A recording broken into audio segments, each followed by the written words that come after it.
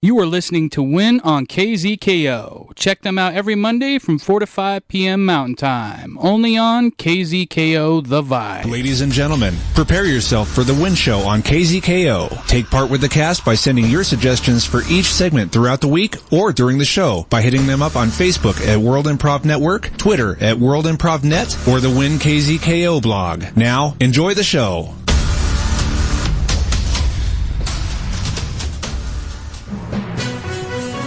It's local. It's global. You are listening to WIN World Local News. WIN World Local News with Potter Smittss. Our top story today on this Dazed and Confused 420 is brought to us by WIN contributor Fred of St. Cloud, Minnesota. The 20th day of April, formerly famous for Adolf Hitler's birthday, has now become nationally synonymous for the religion of marijuana smoking. To get blunt and why and how 420 has become the cannabis Christmas, let's go live to WIN senior theology reporter Siddhartha Gautama, who's at the 420 rally in downtown Denver, Colorado with the smoky details. Siddhartha? Yes, hello. I am here with a very colorfully dressed man, and your name is Renfro. Julian Renfro.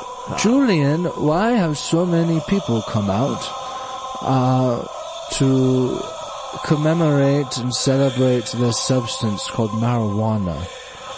Well, it's primarily because they don't have anything else going on in their life. Does that include yourself? Oh, absolutely. What do you do during the day then? I spend a lot of time on my couch. I've played Destiny a lot.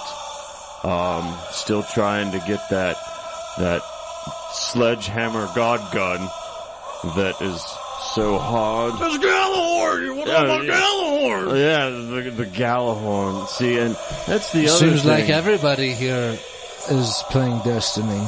Yeah, I know most of the people here just by their gamer tag. I don't know actual names anymore. Some people have voiced the opinion, somewhat of a judgment I would say, that folks such as yourself, Mr. Julian Renfro, are a drain on society. Whoa. What do you say to that? I think that's pretty harsh. It is very harsh. What did I ever do to you? Well, Nothing. I think that's exactly it. You don't do anything. You do nothing. Well, see, that's so if I'm not doing anything, how am I draining anybody? See, I think they just don't understand. Well, well, please clarify then. What do you provide? Well, nothing. I just Doesn't sort that of bother you? No. Man, there's Destiny to be played. When you were a child, Mr. Julian Renfro, is this where you saw yourself? No. What did you want to be when you were a kid? Well, I wanted to be an accountant. Well, what happened? Why aren't you an accountant? I would rather smoke weed and play video games. What if you didn't smoke weed? Do you think you would go out and... Do you think I could be an accountant from my couch, man? Do you think I could do that? Because I don't like getting off my couch. I think you could do that, actually. I think you can have a laptop and store a lot of information in there and use Excel spreadsheets or any kind of accountant software necessary. Hold on. Do you have like a piece of paper I can write this down? I imagine you have some rolling papers on you. Could you not use those? They're already rolled, bro. You could unroll them.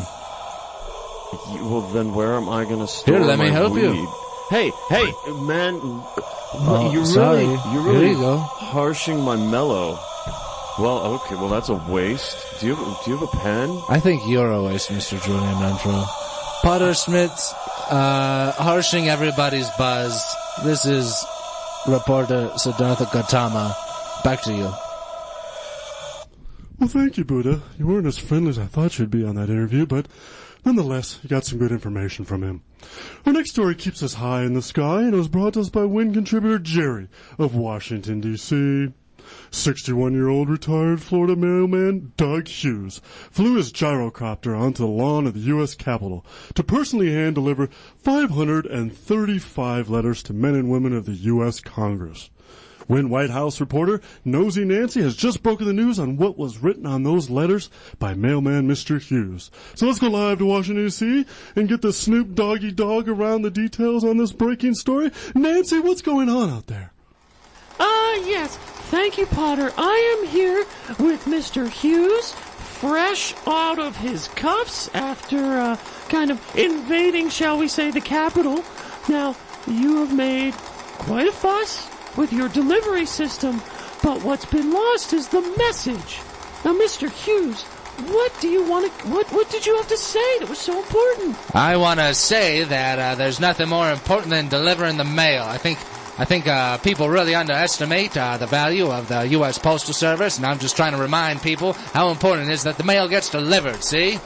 Well, you, Mr. Hughes, you delivered all your own mail. That's right. Do you believe all of Americans, every citizen in America should just start delivering their own mail? I think everybody should start sending the mail. I'll deliver everybody's mail if I got to. I'll take it upon my own shoulders. I'll hire an independent fleet. I'll become UPS. I'll become...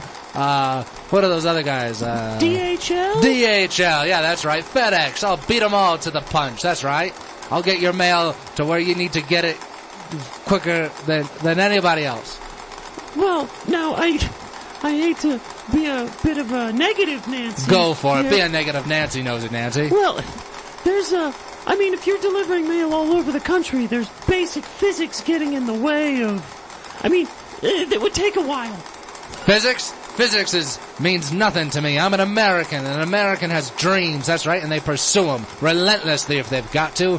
I'm taking it upon my own shoulders. I'm doing it myself, that's right, and I'll make it happen. That's a promise. I promise you, everybody out there, every citizen in the United States, even Alaska and Hawaii, and even those in Puerto Rico, that's right. Well, I'll deliver to Puerto Rico. Territories. What's that? All the U.S. territories? That's right, including Guam. Oh, that was...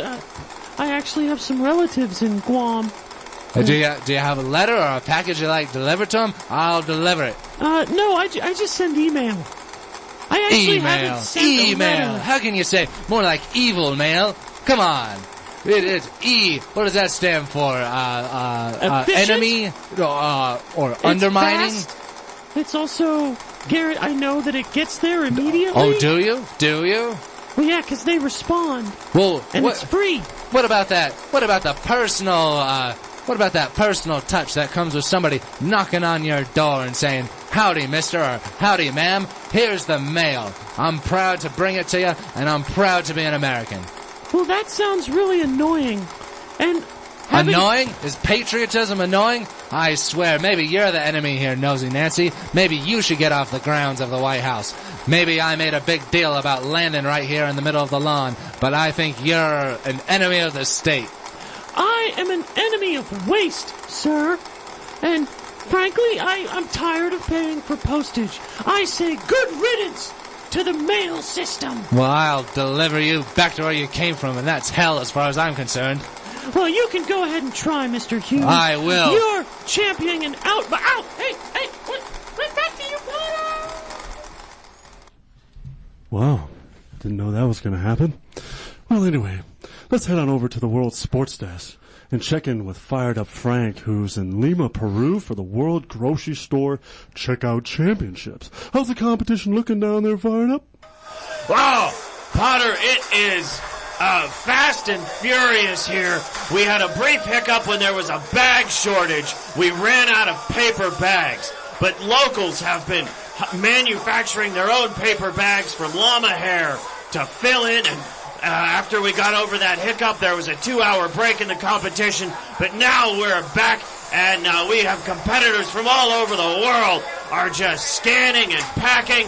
There was I will say we had a disqualification for the North American representative from the state of North Dakota who bagged Liquid Plumber with a meat product, and they were, for possibly endangering lives, have been disqualified and had their grocery bag license revoked.